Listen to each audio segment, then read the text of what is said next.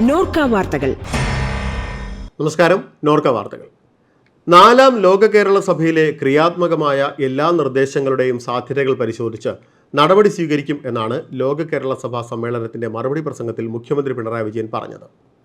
കേരളത്തിന്റെ തനത് കലകളും സംസ്കാരവും വിദേശ രാജ്യങ്ങളിൽ പ്രദർശിപ്പിക്കുന്നതിൻ്റെയും ബ്രാൻഡ് ചെയ്യുന്നതിൻ്റെയും ഭാഗമായി കേരള കലാമണ്ഡലം വിവിധ കലകളെ കോർത്തിണക്കിയുള്ള ഷോ വിവിധ രാജ്യങ്ങളിൽ സംഘടിപ്പിക്കും.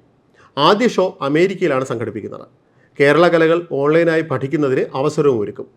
കുടിയേറ്റവും പ്രവാസവും ലോകം മുഴുവൻ ശക്തമായിക്കൊണ്ടിരിക്കുകയാണ്. തൊഴിൽ ചൂഷണം തടയുന്നതിന് India, Sri Lanka, Bangladesh, Nepal, Pakistan, Philippines, Mexico തുടങ്ങിയ രാജ്യങ്ങളുടെ കൂട്ടായ്മ ഉണ്ടാവണമെന്നും മുഖ്യമന്ത്രി അഭിപ്രായപ്പെട്ടു. ഇക്കാര്യത്തിൽ കേന്ദ്ര സർക്കാരും മുൻകൈയെടുക്കേണ്ടതുണ്ടെന്ന് മുഖ്യമന്ത്രി പറഞ്ഞു.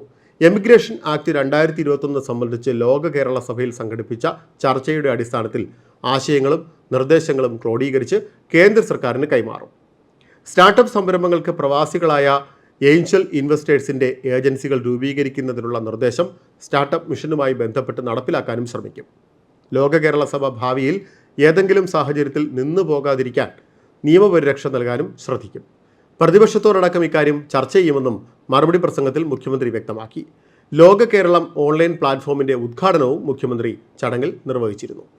ഇതോടെ നോർക്ക വാർത്തകൾ സമാപിക്കുന്നു. നമസ്കാരം.